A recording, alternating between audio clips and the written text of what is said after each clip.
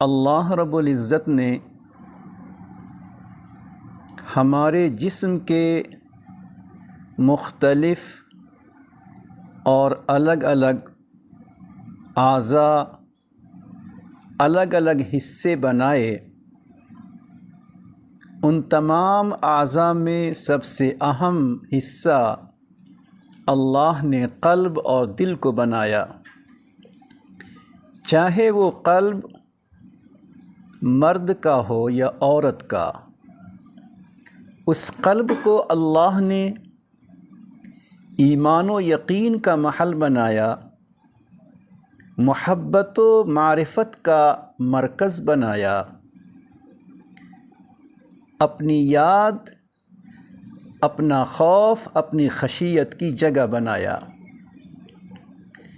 اسی قلب کو اللہ نے اخلاق حمیدہ کا گہوارہ بنایا۔ اللہ رب العزت نے جب اس قلب کو ایمان و محبت کے لیے منتخب کیا ہے، تو اب ہمارا فریضہ ہے کہ ہم اس قلب میں ایمان و یقین کو بڑھائیں، اللہ کی محبت و معرفت کو بڑھائیں، اللہ کے خوف و خشیت کو بڑھائیں، اخلاق حمیدہ کو دل میں حاصل کریں، اور جو اخلاق ذمیمہ ہیں، برے اخلاق ہیں، ان برے اخلاق سے اپنے قلب، اپنے دل کو پاک اور صاف کریں۔ یاد رکھیے، جس طرح نماز کا پڑھنا فرض ہے، روزے اور حج، زکوٰۃ وغیرہ فرض ہیں، اسی طرح اپنے قلب سے اخلاق ذمیمہ کو دور کرنا لازم، ضروری اور فرض ہے۔ اخلاق ذمیمہ سے مراد کفر ہے، شرک ہے، نفاق ہے، حسد ہے، کینہ ہے، عجب ہے، کبر بڑائی ہے، کسی کی توہین و تحقیر ہے، حب دنیا ہے، حب مال ہے، اسی طرح بے جا غصہ ہے، بے صبری اور ناشکری ہے۔ یہ وہ تمام چیزیں ہیں جو انسان کے قلب میں آتی ہیں، جگہ بناتی ہیں، انسان کے قلب کو خراب اور فاسد کرتی ہیں۔ ایسی چیزوں سے انسان کے دل کو صاف کرنا، پاک کرنا تزکیہ کہلاتا ہے۔ اور جو چیزیں اخلاق حمیدہ کی ہیں، اللہ کی محبت،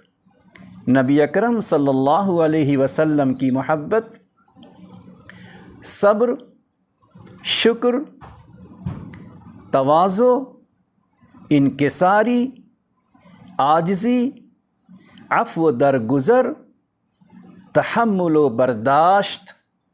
خدمت خلق کا جذبہ، نفع رسانی کا جذبہ، یہ وہ چیزیں ہیں جو اخلاق حمیدہ کہلاتی ہیں۔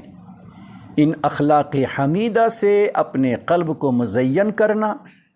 اخلاق حمیدہ سے دل کو آراستہ کرنا لازم اور ضروری ہے۔ گویا اللہ رب العزت نے جو قلب اور جو دل ہمیں اور آپ کو دیا ہے، اس قلب میں ہی دو چیزیں جمع ہو سکتی ہیں، یا تو اخلاق حمیدہ یا اخلاق ذمیمہ۔ اب اللہ نے ہم پر، آپ پر فرض کیا کہ ہم کچھ ایسے راستے اپنائیں، نبیوں والا راستہ، قرآن و حدیث کا وہ راستہ کہ جس راستے پر چلنے سے ہمارے قلب میں ایمان و یقین میں اضافہ ہو، محبت و معرفت میں اضافہ ہو، خوف و خشیت میں اضافہ ہو، اللہ سے ربط و تعلق میں اضافہ ہو، اللہ سے انس میں اضافہ ہو، وصل الہی، قرب الہی حاصل ہو، اور جس راستے پر چلنے سے اخلاق ذمیمہ زائل ہوتے ہوں، حسد ہمارے دل سے نکلنے لگے، کینہ ہمارے دل سے ختم ہونے لگے، عجب اور کبر ہمارے دل سے نکل جائے، کسی کی توہین، کسی کی تحقیر ہمارے دل سے ختم ہو جائے، دنیا کی بیجا محبت ہمارے قلب سے ختم ہو کر ہمارے دل میں اخلاق حمیدہ پیوست ہو جائے، اس راستے پر چلنا ہمارے اور آپ کے لیے لازم اور ضروری ہے۔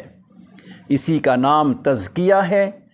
اسی کو تزکیہ نفس بھی کہہ سکتے ہیں، تزکیہ قلب بھی کہہ سکتے ہیں، اصلاح باطن بھی کہہ سکتے ہیں۔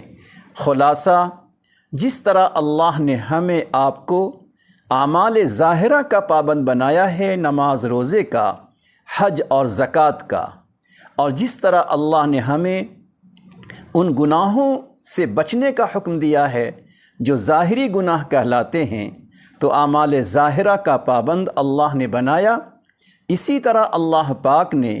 نبی اکرم صلی اللہ علیہ وسلم نے ہمیں اور آپ کو اعمال باطنہ کا پابند بنایا ہے۔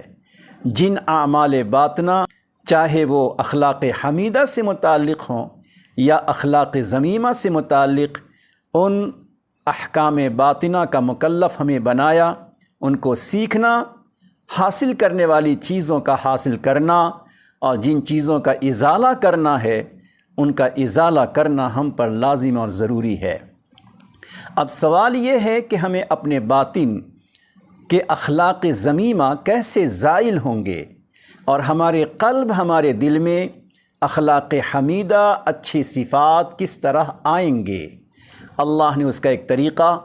ہمیں اور آپ کو دیا، جس کو بیعت کہتے ہیں، جس بیعت کا تذکرہ اللہ نے قرآن کریم کی سورہ ممتحنہ کی آیت نمبر 12 میں کی ہے۔ اسی طرح حدیث پاک میں بھی اس کا تذکرہ موجود ہے۔ جب انسان بیعت ہوتا ہے تو بیعت ہونے کے بعد پھر انسان کے اندر ایک جذبہ پیدا ہوتا ہے، ایک شوق پیدا ہوتا ہے۔ اسی بیعت کے راستے سے انسان میں فکر پیدا ہوتی ہے کہ ہمیں اپنے اندر اخلاق حمیدہ کو حاصل کرنا ہے اور اخلاق ذمیمہ کو دور کرنا ہے۔ بیعت ہونے کے لیے انسان کسی نہ کسی کو اپنا مرشد، مربی، اپنا شیخ طریقت منتخب کرتا ہے، پھر اس کے بتلانے کے مطابق جب عمل شروع کرتا ہے تو اللہ نے بیعت کے سلسلے میں کچھ عجیب تاثیر رکھی ہے۔ جس طرح پروردگار نے پانی میں تاثیر رکھی ہے، ٹھنڈک میں تاثیر رکھی ہے، آگ میں تاثیر رکھی ہے، اسی طرح پروردگار نے بیعت میں بھی تاثیر رکھی ہے کہ جب انسان سچی طلب، سچے شوق، سچی رغبت کے ساتھ جب بیعت ہوتا ہے اور بیعت ہونے کے بعد اس کے معمولات پر، اس کے وظیفے پر پابندی کے ساتھ عمل کرتا ہے تو اللہ اس کی برکت سے اس کے اعمال باطنہ، اس کے دل کی کیفیت کو بدل دیتے ہیں، اخلاق حمیدہ آنے لگتے ہیں، اخلاق ذمیمہ زائل اور دور ہونے لگتے ہیں۔ یہی بڑا فائدہ بیعت کا ہے۔ اسی وجہ سے بیعت کا سلسلہ ہر دور، ہر زمانے میں رہا۔ مستورات بھی بیعت ہوئیں، اور نبی اکرم صلی اللہ علیہ وسلم کے دور مبارک میں بھی خواتین پردے کے پیچھے سے بیعت ہوتی تھیں، جس کا مقصد قلب کی اصلاح، اپنے باطن کی اصلاح ہے۔ تو بیعت کا مقصد اپنے قلب کو بنانا، اپنے قلب کو سنوارنا، باطنی گناہوں سے اپنے آپ کو چھٹکارا دلانا، اور اخلاق حمیدہ سے اپنے قلب کو، اپنے دل کو آراستہ کرنا، یہ بیعت کا ایک بڑا مقصد ہے۔ جب انسان سچے دل سے بیعت ہوتا ہے، اس کے معمولات پہ عمل کرتا ہے، رفتہ رفتہ اس کے دل میں اللہ کی محبت بڑھتی ہے۔ جب محبت الہی بڑھتی ہے تو محبت الہی کے بڑھنے سے انسان میں عمل کا شوق بڑھتا ہے، عمل کا جذبہ بڑھتا ہے،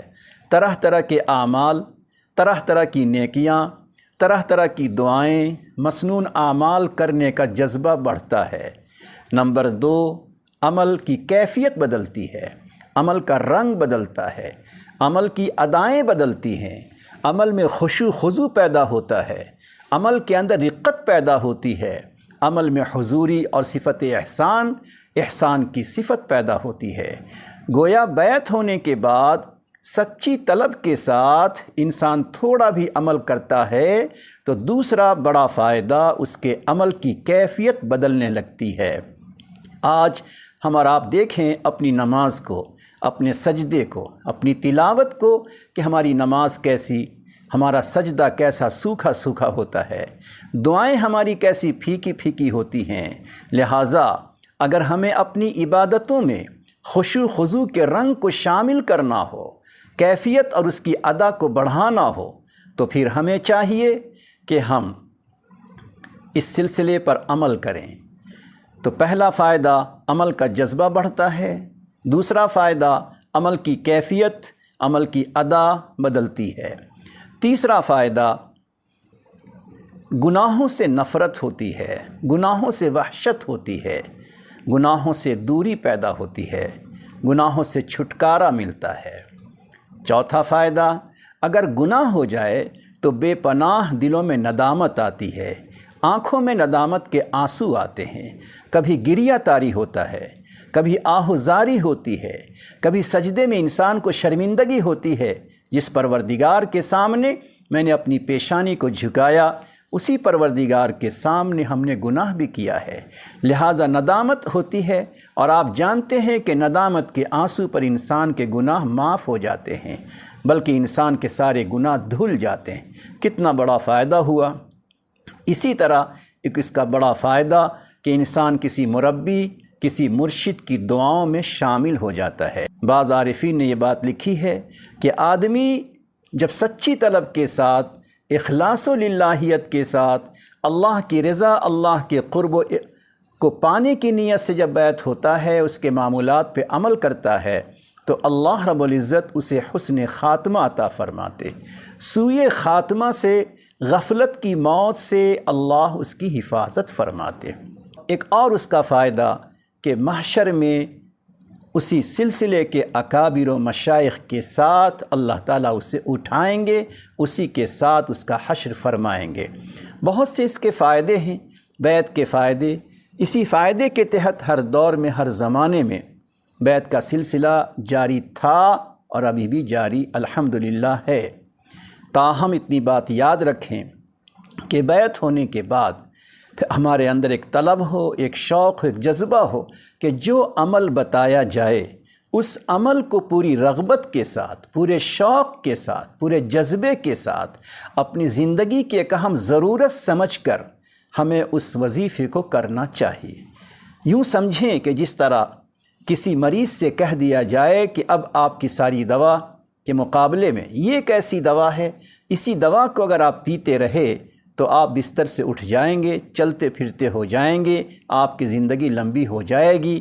تو وہ مریض ہر صبح ہر شام کتنے جذبے، کتنے شوق، کتنی امیدوں کے ساتھ اس صبح کے وقت کا انتظار کرتا ہے اور رغبت کے ساتھ دوا کو لے کر پیتا ہے۔ پھر شام میں اس وقت کا خود سے اس کو انتظار ہوتا ہے، اور پھر وہ انتظار کے بعد رغبت کے ساتھ اس دوا کو پیتا ہے، کیونکہ اسے یقین ہے کہ یہی دوا اور یہی ٹونک ہمارے جسم میں انرجی، ہمارے جسم میں طاقت و قوت کو پہنچائے گی۔ اسی طرح سے اللہ والوں نے جو طریقہ بتایا ہے، اس طریقے کو اگر ہم اپنی دنیا کی، اپنی روحانی ضرورت سمجھ کر، اپنے قلب کی بیماری کی اہم دوا سمجھ کر اگر ہم اس پر عمل کریں گے تو انشاءاللہ اس کی برکتیں آپ چند دنوں میں خود ہی محسوس کریں گے، نہ کہنے نہ بتانے کی ضرورت ہے۔